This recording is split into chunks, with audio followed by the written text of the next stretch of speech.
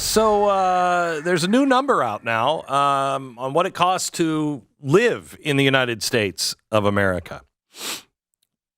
It's a little higher than it used to be. And I don't know if anybody's noticed that they're having a hard time making ends meet. To live comfortably is defined as the monthly income needed to cover a 50-30-20 budget, which allocates 50% of your earnings for necessities like housing and utility costs, 30% for discretionary spending, and 20% for savings or investments. Wow, I don't think a lot of people are living like that. Nobody's living like that. Nobody's living like that. Well, wait, but 20, I mean, that percent of what, though? Like, if you're making $10 million, what is it? I mean, you don't need to have a 50-30-20 lifestyle to live comfortably. Right. Right? Right. They're saying this is the... They're saying what? This is the minimum. This is what it takes to live comfortably in America. So this is not talking about...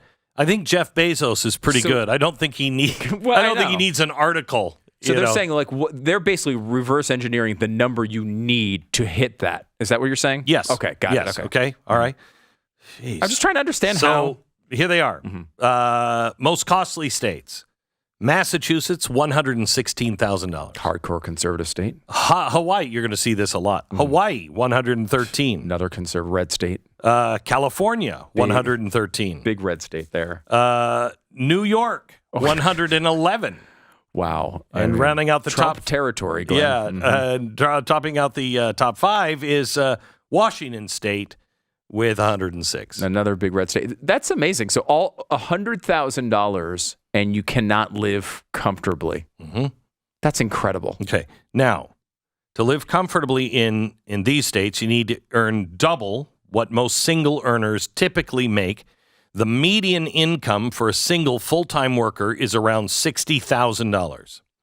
The national median for living comfortably is $89,000.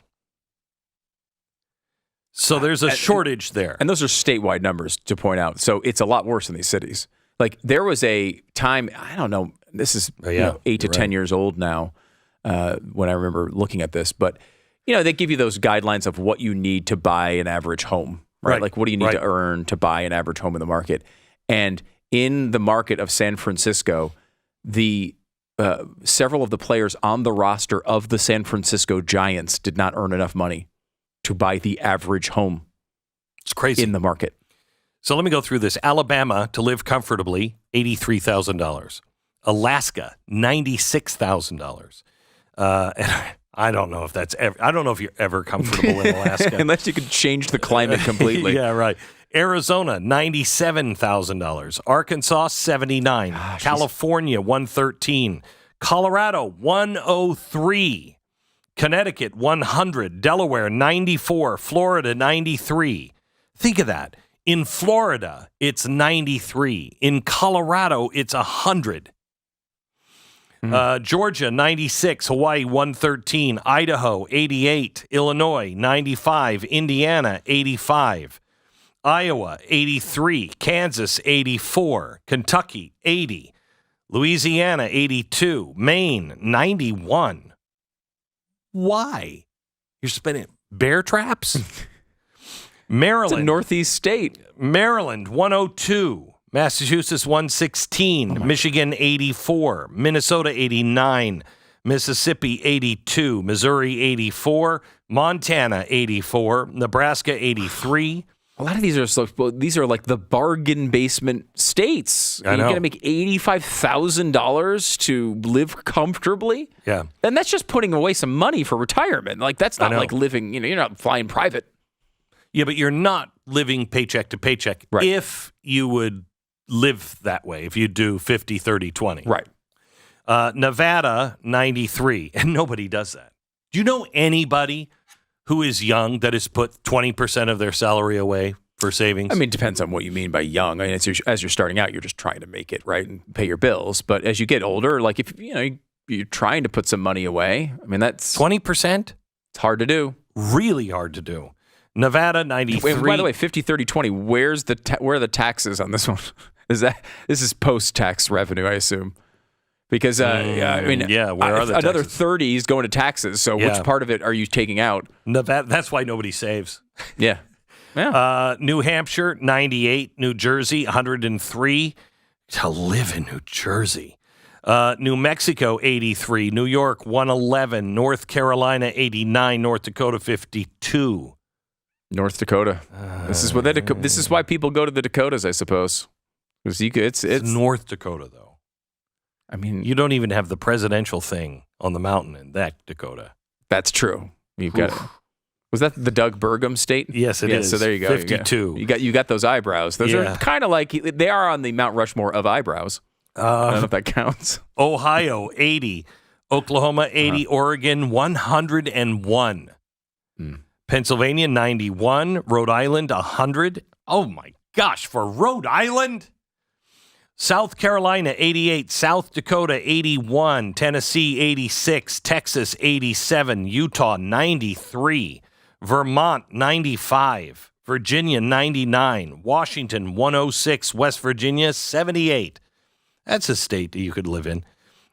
Wisconsin, 84. Wyoming, 87.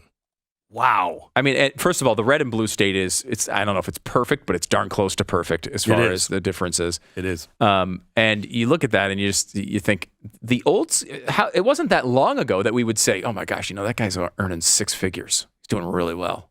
Yeah. But I mean, that's just not even doing really well. No. I mean, like it's the way you're supposed to plan for your future. Yeah.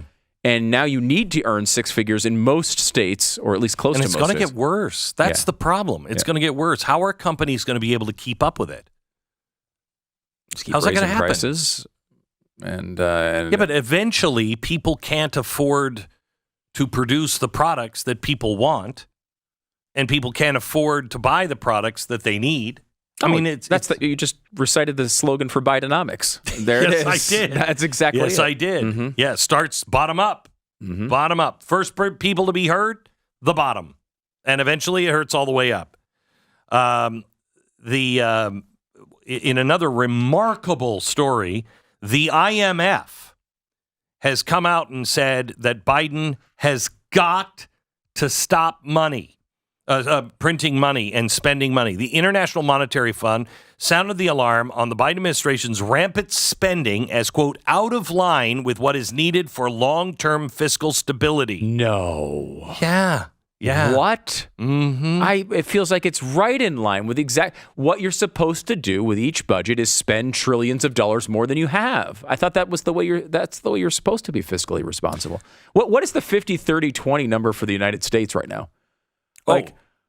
It's like 80-50-0, 80-50 negative 30, right? Like that's what we're doing. The savings is negative 30% of the budget.